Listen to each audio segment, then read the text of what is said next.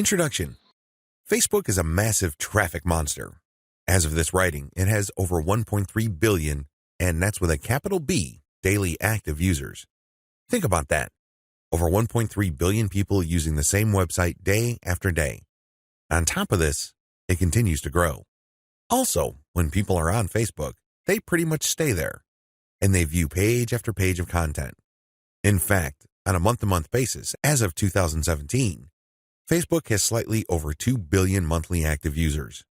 Of all Americans, 79% use Facebook at some level or another. If this wasn't impressive enough, the next platform that gets the highest percentage of American users is Instagram, which is owned by Facebook. Instagram clocks in at 32% of American usage. Among U.S. residents, 53% reportedly use Facebook several times a day. In terms of the world's total population, more than 22% of people on the planet use Facebook with some level of frequency. The point is, Facebook is a massive traffic monster. You really can't afford to miss out on Facebook and its marketing potential. If this wasn't impressive enough, wait, it gets even more mind-blowing. Once people log into Facebook, the system basically keeps tight surveillance on them. And the crazy thing is that this is all done with their permission. When you sign up for Facebook, there is a user license agreement that you must consent to.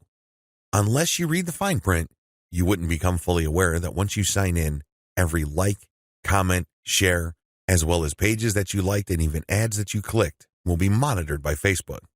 It's as if by watching your behavior, Facebook can make educated guesses as to what your interests are and can then show you advertising that fits those interests. Sounds pretty fair, right? Well, this extends across the board. That's right. Every group you join, as well as interactions on Messenger, are monitored, tracked, and targeted by Facebook. This is not lightweight targeting, mind you.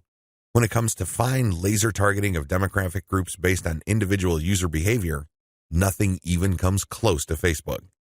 As awesome as these traffic statistics, advertising technologies, and promotion potential may be, I've got some bad news to report. Too many businesses still fail to fully leverage Facebook. This training teaches you the best ways to promote on Facebook. It also gives you step-by-step instructions so you can engage in Facebook marketing with a higher than average chance of success.